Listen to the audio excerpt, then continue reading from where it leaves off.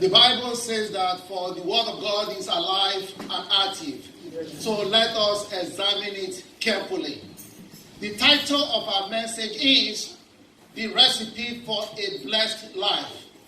If you have your Bible, please, and if it is convenient for you, please stand up for the reading of God's word.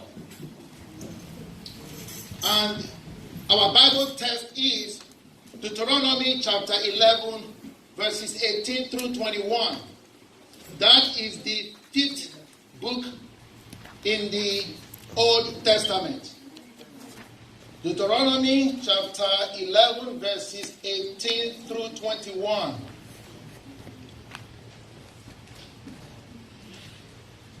Fix these words of mine in your hearts and minds. Tie them as symbols on your hands and bind them on your forehead. Teach them to your children, talking about them when you sit at home and when you walk along the road, when you lie down and when you get up. Write them on the door frames of your houses and your gates, so that your days and the days of your children may be many in the land the Lord swore to give your ancestors, as many as the days that the heavens are above the earth. This is the word of the Lord. You may be seated. Let's pray. Father in heaven, how excellent is your name in all the earth. We are thankful, more than words can express, for your word. May the words of my mouth and the meditation of my heart be pleasing and acceptable to you in Jesus' name. Amen. Almost everyone claims that his or her mother is the best mother ever. As a child, I can relate to that sentiment. Most of us are thankful for our fathers and the role that they played in our lives. But because of the nurturing nature of a woman and what our mothers do for us, our mothers are incredibly special to us. To that end, it is difficult to win the argument as to whose mother is the best. Today, I am on a different note. Today, I am making a different or another claim about my mother, and that is, she is the most blessed woman that I know, perhaps, that lived. I can confidently defend this proposition because of the abundance of evidence that I have to prove my case. Unfortunately, time would not permit me to dig into and present my evidence to you.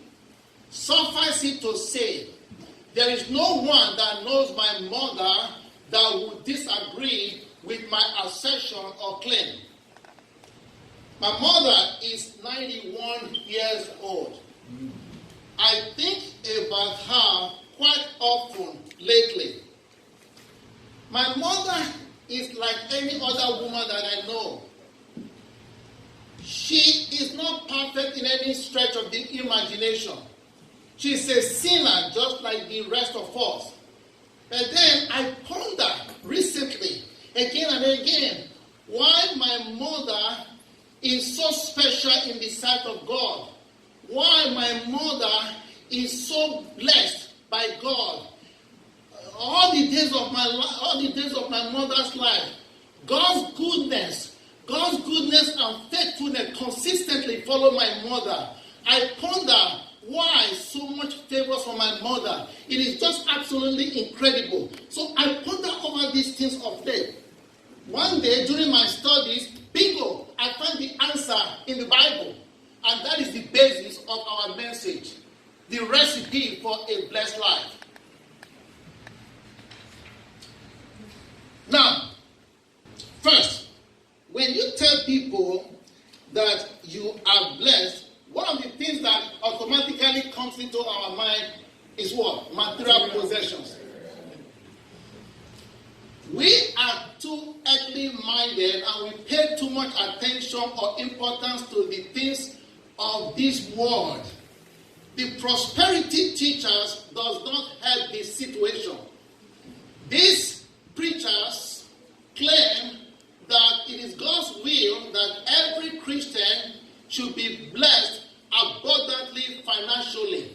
They claim that if you pray enough and have enough faith, especially if you donate enough money to their churches so that they can maintain their lavish lifestyle, they said in turn, God will bless you abundantly financially. This is what we call prosperity theology. It is absolutely inconsistent with the Bible. It is false gospel, and you should not believe it. Note, God will bless you with abundant blessing. God would bless you with $100, $200 million in your net worth, if that is His will for you. But that is not a promise for every Christian. It is not. For the rest of us, God only promised us to meet our needs, not our wants. King David said in the book of Psalms, I was young, now I am old, yet I have never seen the righteous forsaken or their children begging bread. So the gospel of our Lord Jesus Christ is about a holy God that created the heavens. He created the earth. The gospel of our Lord Jesus Christ, whether you like it or not, is the fact that each and every one of us is subject to a holy God, and one day we are going to face Him on Judgment Day. The gospel is about the fact that each and every one of us has sinned against a holy God, and we were all destined to pay the price for our sin. Because God is love, because by His nature His love. He loved us so much, He made provision for our sinful nature. He sent down His only begotten Son to die for our sins. John 3:16, for God so loved the world that He gave His one and only Son, that whoever believes in Him shall not perish but have eternal life. This is the essence of the gospel of our Lord Jesus Christ. It is not about material blessings. There is nothing wrong with that. According to the Bible, blessing is God's favor. Blessing is God's favor. And there are several blessings. All of them can be classified into two categories. Category number one, you have physical blessings. And these blessings are temporal. Food on the table, roof over our head, our spouse, our children, our grandchildren, our job, so on and so forth. These are all physical blessings, and they are temporary. The second category, spiritual blessings. These are blessings that are eternal. For example, when you believe in Jesus Christ as your personal Lord and Savior, the Holy Spirit comes to dwell in you. That is a spiritual blessing. God's unconditional love is a spiritual blessing. His joy, which is the source of our strength. His strength, which is a source of our joy. His peace that surpasses all understanding. His unlimited patience. His goodness, His kindness, His compassions that are new every morning. His mercy that endures forever. His faithfulness in spite of our unfaithfulness. His consistency in spite of our inconsistency. These are bunch of God's spiritual blessings, and they are all eternal. Amen. And that should be our focus. Now, when you study the Bible carefully, you find out that most of the blessings in the Bible are spiritual in nature, not physical. By far, the most important God's blessing by far is our salvation. The fact that we are going to spend eternity with God. Amen. That is the number one blessing of God. Now, I have news for you. You cannot see, you cannot feel, you cannot enjoy God's spiritual blessing if you don't have a personal, intimate relationship with God through His Son, Jesus Christ. It is impossible. To that end, the purpose of our message is to draw your attention to the recipe of a blessed life as revealed in the Word of God and as manifested in the life of my mother. To do that, or to accomplish this goal, we are going to zero in on Deuteronomy chapter 11, verses 18 through 21. Before we do that, let's take a look at the historical context of our text, and that is the book of Deuteronomy. The book was written by Moses about at the end of 40 years of wandering by the people of Israel. He wrote this book to the nation of Israel and by extension to all God's people. On the one hand, Moses reminded the people of Israel about what God did for them in the past, which includes his promises to Abraham, his faithfulness in freeing the people of Israel from slavery in Egypt. On the other hand, Moses, as they prepared to possess and capture the land that God promised their ancestors, Moses gave the people of Israel specific directives as to what they need to do to have a blessed life. And he also warned them about the consequences of doing otherwise. Some claim that the book of Deuteronomy is no longer applicable to us, and that is only for the people of Israel at that particular time. I disagree, because when Jesus Christ was asked, what is the greatest commandment? Guess what? He quoted from the book of Deuteronomy. He said, love thy Lord your God with all your heart, with all your mind, with all your soul, and with all your strength. So I think the book of Deuteronomy is very important and is still relevant to us today. So, to that end, let us quickly take a look at the text very closely.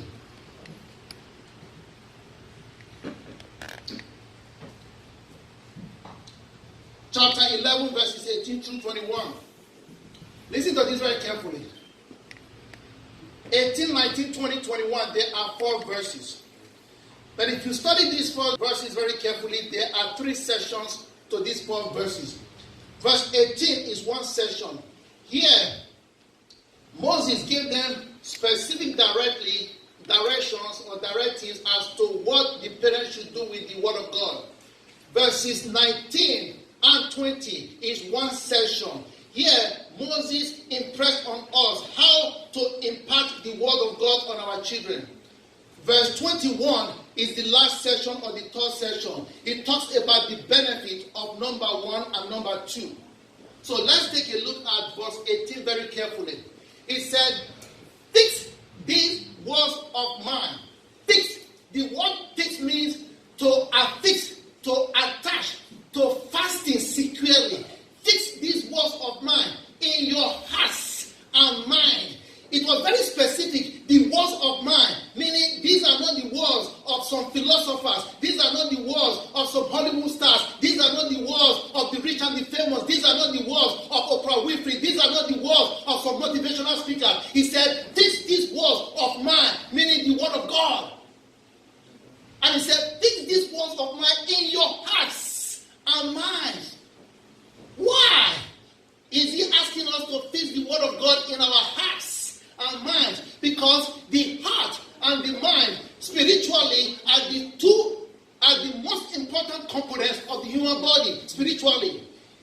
We use our mind for intellectual thinking. We use our mind to reason. Our emotions comes from our heart controls our emotions, our feelings, our hopes, our aspirations. Both of them need to work together in our walk with God. We need both of them to work together to praise God. We need both of them to work together to appreciate our God. So it is very important that these two things work together. If you study your Bible very carefully, the word heart, mind, are used consistently, regularly throughout the Bible, more than 600 times. Remember, I just told you, when Jesus Christ was asked, what is the greatest commandment in the Bible? What is the greatest commandment? He referred to the book of Deuteronomy. He said, Lord thy Lord your God with all your heart, with all your mind, with all your soul, with all your strength. In Psalm 119:11, he said, I have hidden your word in my heart, that I might not sin against you. In the book of Proverbs, he said, guard your heart, for everything that you do flows from it. I can go on and on and on and start different places where they talk about the heart and the mind. Very, very critical. So the word of God said, fix these words of mine in your hearts and mind. Still in verse 18, he said, tie them as symbols on your hands and bind them on your forehead. What does that mean? Listen, there are some Jews that actually do this literally. They write the word of God on their arms as symbols, and they bind them on their head, literally. But I believe in this passage, God is not asking us to really do that literally. It is figuratively. What God is asking us to do here is that we should saturate ourselves with the word of God. How do we do that? We need to find time to read the word of God. We need to find time to study the word of God. There's a difference between reading and studying. When you study, you analyze the word of God. You interpret the word of God. We need to have time to debate the word of God. We need to discuss the word of God. We need to reflect on it. We need to meditate on the word of God. We need to memorize the word of God. We need to read books upon books about the word of God. We need to saturate ourselves with the word of God. That is what the Bible is saying when it said, tie it as symbols on your hand and bind them on your forehead. I know some of you will say, wait a minute. How am I going to find time to do all of that? If it is important enough for you, you will find time. Most of us spend more time on Facebook, social media, than on the word of God. Because that is important to you. If it is important, you will find time.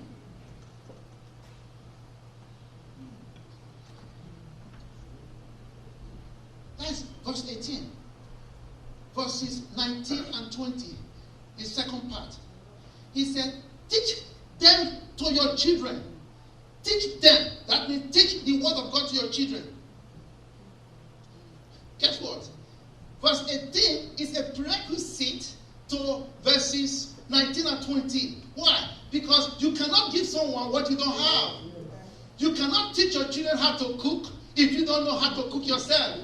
In the same way, you cannot teach your children the word of God if you don't know the word of God yourself. So, verse 18 is a prerequisite for 19 and 20. You have to saturate the word of God in your heart, in your mind, before you are able to teach them to your children.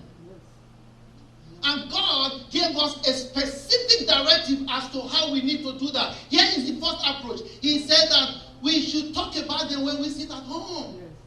That doesn't mean that we should conduct Bible classes in the house and have a curriculum. He's not talking about that. He's just saying that when we are at home talking to our children, the Bible should be a reference point for our discussion. For example, a child lie. Don't say, oh, don't lie. Don't say that. Rather, you should say, the Bible, the word of God said we should not lie because it is a sin and there are consequences. So the Bible should be the reference point for our discussion. Talk about them when we sit at home. And he also gave us another approach of imparting his word on our children. He said we should talk about them when we walk along the road. When this book was written, the book of Deuteronomy, there were no cars. The means of transportation was walking. Parents and children walk everywhere. He said, when you are walking on the road, talk to your children about my word. But in the 21st century, we no longer walk, we drive on the road. So God is asking us to teach our children while we are driving on the road. I always love an opportunity to have a long drive, and my children are in the car with me. They are confined in there. They are not going anywhere. And in the car, we talk about several things. Talk about their studies. We talk about basketball. Talk about several things. Whenever the opportunity arises, I back it up with the word of God. So he said we should talk about it when we drive on the road.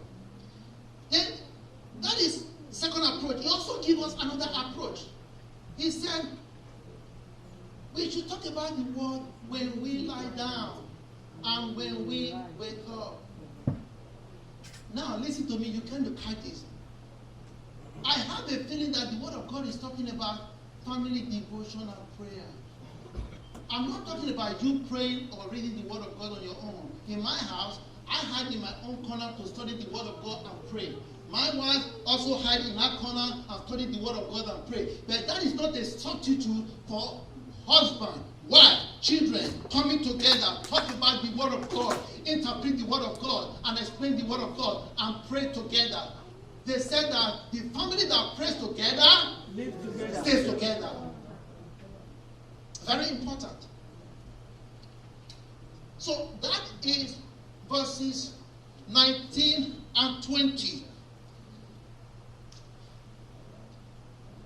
Oh, no, still on verses 19 and 20. It gives us another approach. He said we should write the word of God on the door frames of our houses and the gates of our houses. What does that mean?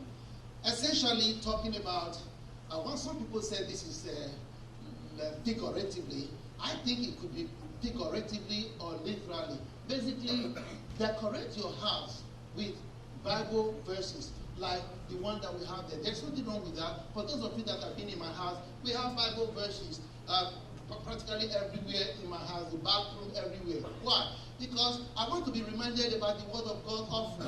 And I want my family to be reminded about the word of God often as well. That is what the Bible is telling us, that we should write them on the door frames of our houses and gates. So that is verses 19 and 20. Look at the last verse.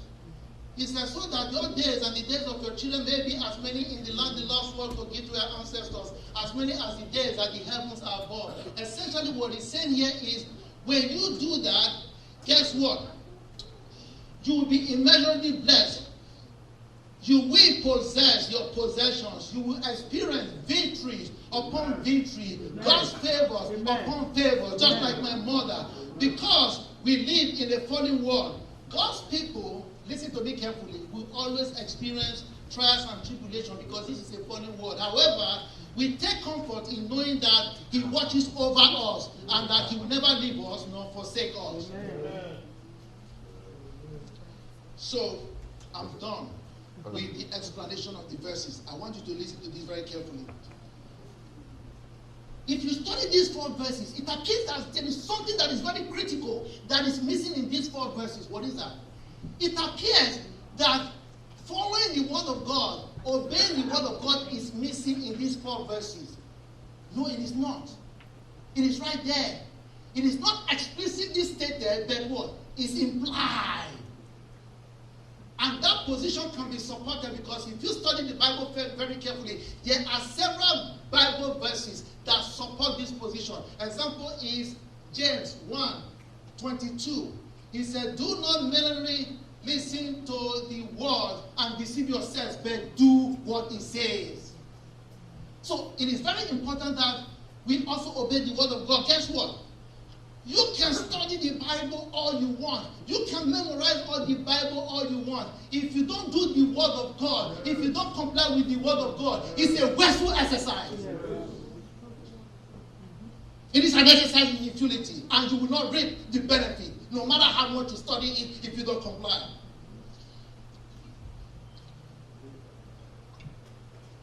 Before I conclude,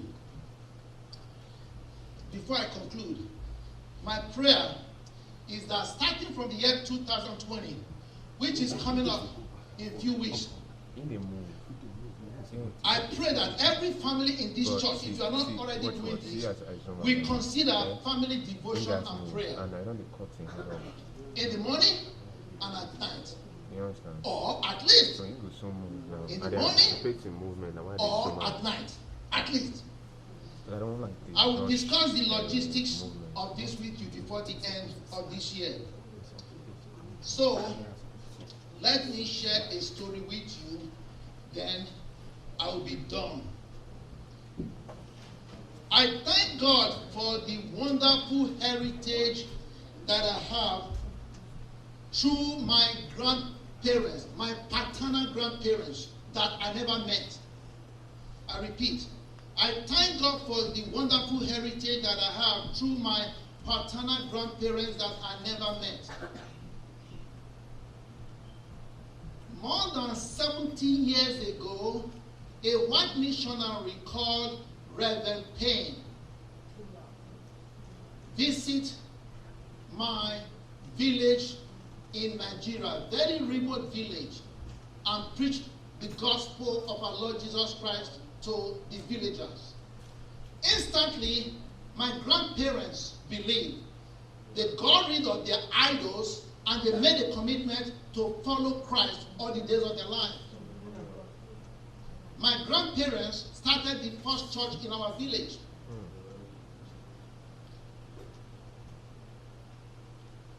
My grandmother led my mother to Christ. My mother came from a home with idol worshippers. So my mother's mother-in-law led my mother to Christ. And both of them, their relationship was incredibly awesome. My grandmother often would ask my mother to kneel down, and she would put her right hand on my mother and offer prayers of blessings upon blessings on my mother. When she offered some of those prayers, my mother, as a young woman, without my grandmother knowing, would roll her eyes and say, "Why is this old woman praying these prayers? Because these prayers are completely far-fetched." My grandmother did not live to see the manifestation of our prayers in our life. Some of those specific prayers, I am now a benefactor. My siblings, our children, our grandchildren, we are not seeing the manifestation of those prayers in us, because the Bible says that the prayer of a righteous man availeth much. My grandmother would tell my mother, "Young lady, follow my footsteps. Serve the God that I serve, and all will be well with you." If I have time to tell you about my mother, about God's goodness, His blessings, His favors, if I have time to tell you, your mind will be blown away. My mother followed the footsteps of her mother-in-law, and life has never been the same again.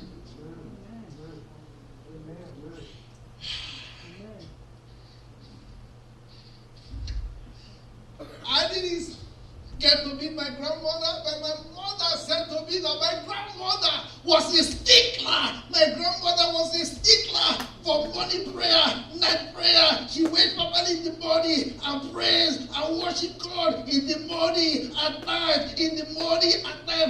My mother said my grandmother was a stickler for that. She eventually existed and she went to glory. My mother followed the footsteps of my grandmother. My mother is 91 years old. She is incredibly consistent with morning prayer, night prayer, consistent. She's a stickler for it. Oh, I have enough to tell you about my mother. Some of the songs that my grandmother would sing at night, in the morning, my mother is still singing some of those songs now as we speak.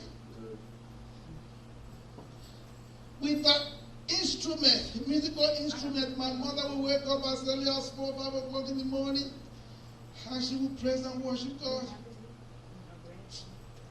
One of her favorite songs is "Mayore, Mayore, oh Yore no Nyewa, Mayore Wozago, Baba Mama, oh Mayore, Mayore,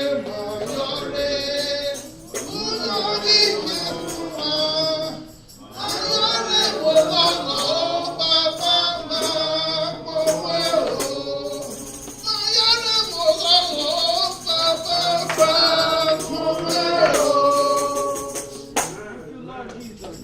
Thank you, Lord Jesus.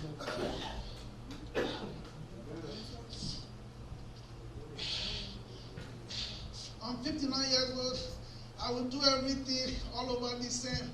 One of the mistakes that I've made in my life, giving what my mother did, I dropped the ball. I'm not taking me enough in my youth, and I ask God to forgive me my sins. You know, I've not been consistent enough like my mother. The Bible says, to whom much is given, much is expected.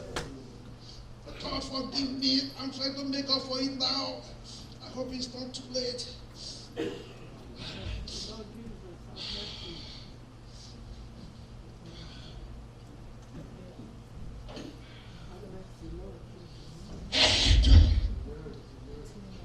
The meaning of that song is, in the name of our Lord, we wake up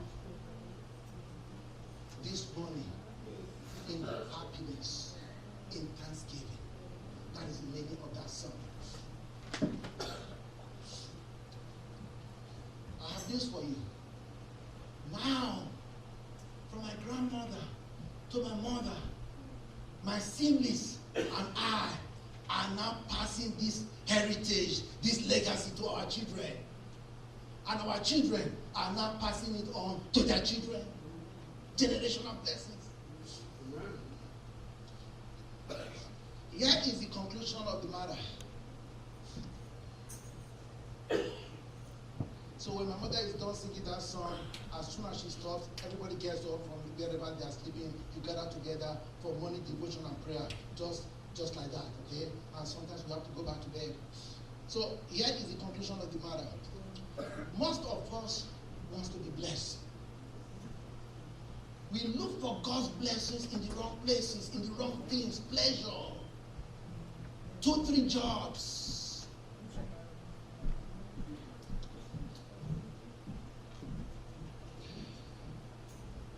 We have a choice as to which recipe or strategy we have to follow. A few years ago, I had an opportunity to preach on a similar topic. The title of the message was The Strategy for Prosperity and Success. Prosperity and success as defined by the Bible, not by the world. I had an opportunity to preach about this sermon. One of my objectives was to look for 3 strategies rather, of how to live a blessed life. 3 strategies. Guess what? I find the first one, then the second one was like the first one. The third one was like the first one. Again and again, I search and search. I use all my different research techniques and tools. I keep on coming up with the same thing. I say, God, what is happening? I just need at least 2, if not 3. Just give me 2 strategies for prosperity and success. 2 strategies for a blessed life. 2 strategies for your favors. Guess what? I could not find any but one. Then all of a sudden, the Holy Spirit said to me, wait a minute, my son, what are you doing? Are you looking for another strategy as in plan B in case plan A doesn't work? The Holy Spirit said to me, do you know what you are doing? Are you out of your mind? Don't you know? Have you not heard that I am the everlasting God, the creator of the ends of the earth? I created the heavens, I created the earth, I created everything in them. I am God, I do not need plan B. The Holy Spirit said to me, listen, my son, I stretch the northern sky over empty space and hang the whole planet Earth. I suspend the whole planet Earth and everything in it by my powerful word. I am God. I do not need plan B. The Holy Spirit said to me, son, I know you personally. I know every individual on this planet Earth. I knew you even before you were wonderfully and carefully conceived in your mother's womb. I know everything about you. I know your thoughts. I know your deeds. For those of you that still have hair, God said, I know the number of hair on your head, including your human hair, including your wigs, including your extension. I know the number, the exact number of all the human hair on your house. I know you have several of those human hair. I know the number of each of them. I am God. I do not need plan B because my plan A will work any day, anytime, anywhere.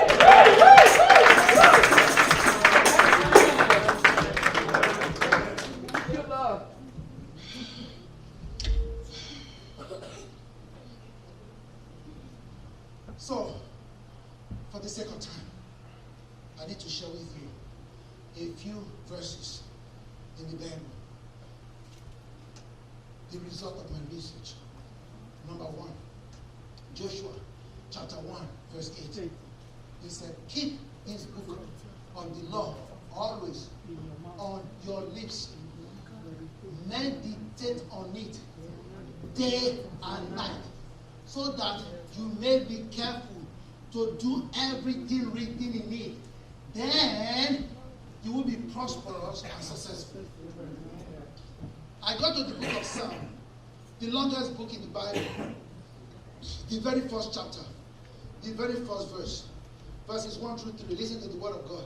He said, blessed is the one who does not walk in step with the wicked, or stand in the way that sinners take, or sit in the company of mockers, but whose delight is in the law of the Lord, and who meditates on his law day and night. That person is like a tree planted by streams of water, which yields its fruit in seasons, and whose leaf does not wither.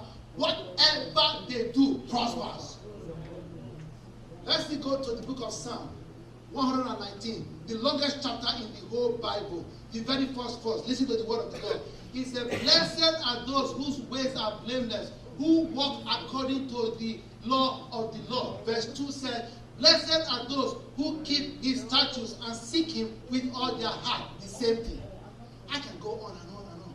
Let's quickly go to the New Testament. When Jesus Christ, the Son of God, came from heaven, he said, children, my children, if you have not gotten it, let me put this in another perspective. In Matthew chapter 6, verses 31 through 34, Jesus Christ says, so do not worry, saying, what shall we eat, or what shall we drink, or what shall we wear? For the pagans run after these things, and your heavenly Father knows that you need them. But seek first his kingdom and his righteousness, and all these things will be given to you as well. Therefore, do not worry about tomorrow, for tomorrow we worry about himself. Each day has enough trouble of his own.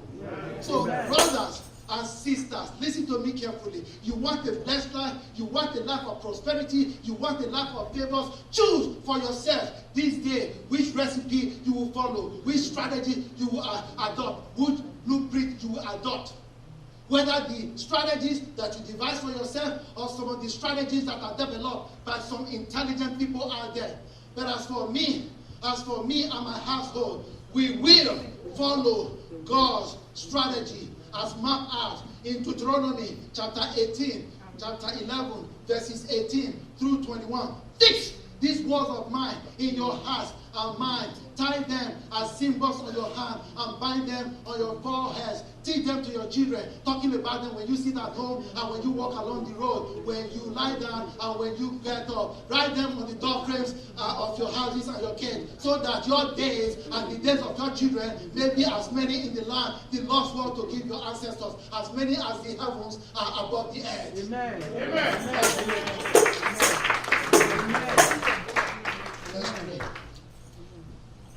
Father in heaven, we are grateful more than words can express for your word that is alive and active. To have a blessed life, help us not only to cultivate interest in your word, but to be obedient to it as well. In Jesus' name, amen.